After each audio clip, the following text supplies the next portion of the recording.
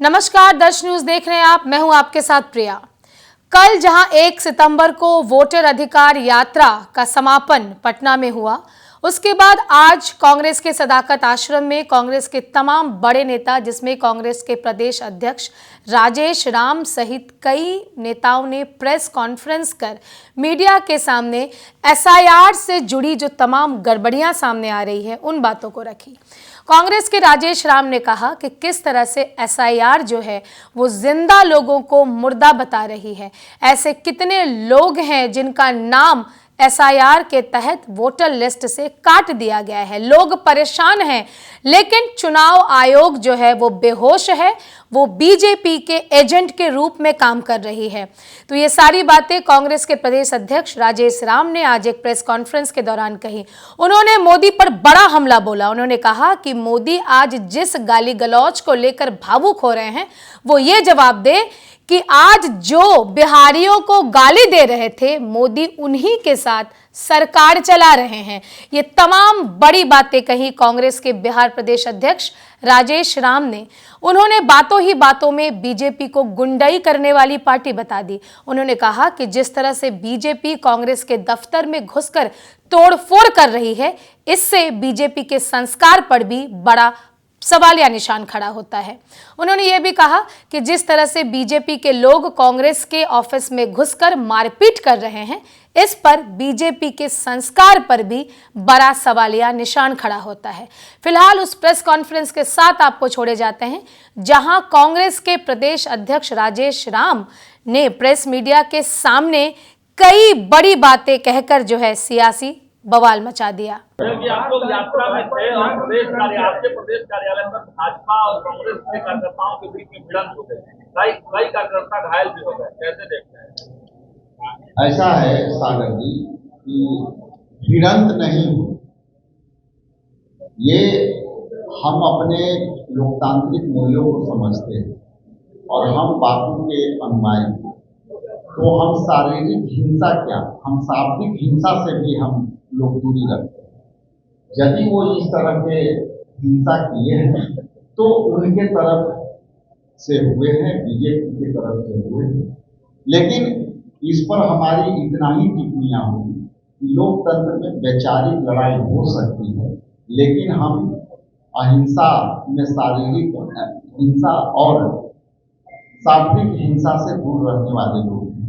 इसलिए वो जो किए, क्यों किए, कैसे किए, वो उनकी मर्जी, लेकिन मैं शाब्दिक हिंसा के खिलाफ हूँ। प्रधानमंत्री ने खुद बोला है कि उनकी मां को कांग्रेस सांसद के मंच से गाली दी गई है। बिहार की जनता को माफ नहीं करेगी। प्रधानमंत्री एनडीए का ये बिहार बंद करें। 4 तारीख को बिहार बंद का ऐलान भाजपा ने किया है। ये लोकतंत्र है, सबका अपना बात खाने का अपना अपना तरीका है।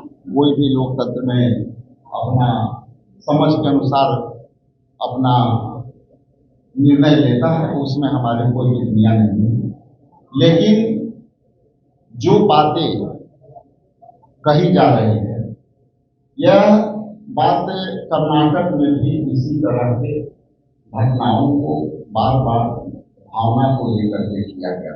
जैसा कि मैंने कहा कि हम शाब्दिक हिंसा के सख्त खिलाफ।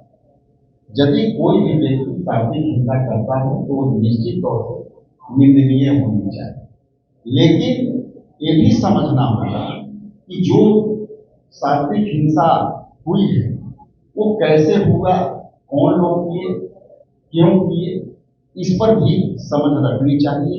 यहाँ सभी लोग पर होंगे, लेकिन आज इतना जरूर कहूँगा कि आज का मुद्दा ये विनोद प्रसाद की मां उर्मिला देवी सहित उन लाखों लोगों का है जिन्होंने कमजोर पन्नों पर, अपनी कागजों के पन्नों पर उनकी मां को मान।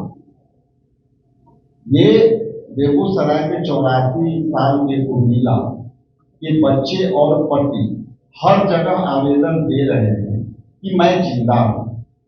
उन्हें एसआईआर में मोदी सरकार और उनके चुनाव आयोग ने मार दिया। आज मुद्दा वो है। उर्मिला के बेटे विनोद प्रसाद जी ने बताया कि हमारी मां वोटर लिस्ट में मृत घोषित हो गई।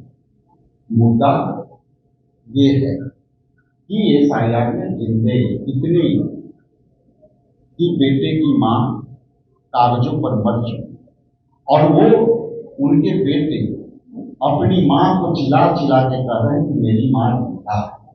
तो मुद्दा ये है और SIR में जो कागज पर मरा है और अभी वो अपनी मां को जिंदा पाकर SIR में हटे वोटरों के लिस्ट से नाम जुड़वाने के लिए दर के ठोकर खा रहे हैं।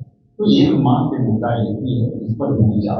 लेकिन प्रधानमंत्री ये कह रहे हैं ना कि ये बिहार की और देश की माओं का अपमान है और वो आपके बारे में ये मैंने इसमें सर यदि आप जरा सा भी समझ रखेंगे तो मैंने ये बात आपके सामने ठीक करी और ये मुद्दे यदि लगे तो बेगूसराय में जो है आप उर्मिला जी और विनोद प्रसाद जी हम उनसे बात करें कि वो अपनी मां को जिंदा पा करके और कागज पर मुर्दा पा करके उनकी भावना की क्या ठेस पहुंची।